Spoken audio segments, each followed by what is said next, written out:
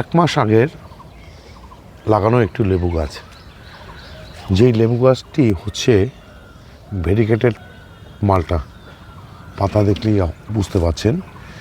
সেই গাছটি লাগানোর পর গাছে কিন্তু ফুল আসতে শুরু করেছে। এবার অনেকেই হয়তো প্রশ্ন করবেন যে এই গাছটির থেকে ফুল নেওয়া কি উচিত, মানে ফুল ফল নেওয়া কি উচিত কি উচিত না। এখানে কিন্তু বিভিন্ন জনের বিভিন্ন মত রয়েছে, আমারও একটি মত রয়েছে। আজ সেই মতটি হচ্ছে আপনাদের সামনে তুলে ধরব। গাছ এই যে ছোট অবস্থাতে ফুল দিচ্ছে, গাছের ধর্ম কি?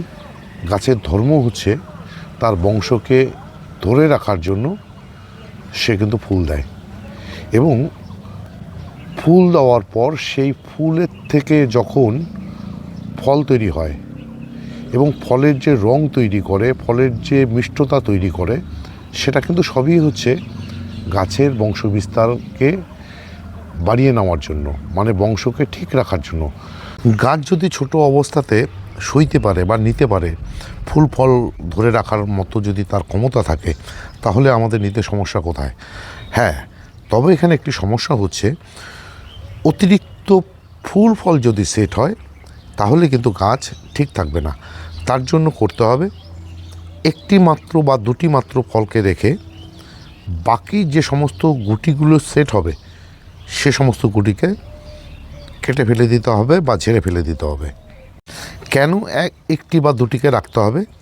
একটি বা দুটিকে রাখার কারণ হচ্ছে, সেই যে গাছের থেকে যে ফলটি হলো তাকে আমার চিহ্নিতকরণ করতে হবে।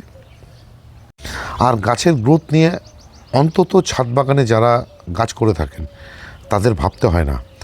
যেহেতু কন্টেনারে গাছ, টবে গাছ, গাছকে গ্রোথ তৈরি করা বা গাছকে পরিপূর্ণভাবে তৈরি করা সম্পূর্ণ নির্ভর করে কিন্তু আমাদের উপরে। কারণ মাটির গাছ আর ছাদের গাছের মধ্যে, মানে টবের গাছের মধ্যে পার্থক্য কিন্তু অনেকটাই। আমরা টবের গাছকে বিভিন্ন রকম খাবার দাবার দিয়ে গাছকে কিন্তু তৈরি করে নিই, আর যার জন্যই গাছের থেকে ফুল আসার পর একটি বা দুটি রাখা অন্তত আমার কাছে কোনো সমস্যা নয়। এটা নেওয়া যেতেই পারে। হয়তো আমার মতের সঙ্গে অনেকের মত নাও মিলতে পারে। আর এই ছিল আজকের ছোট্ট একটি ভিডিও।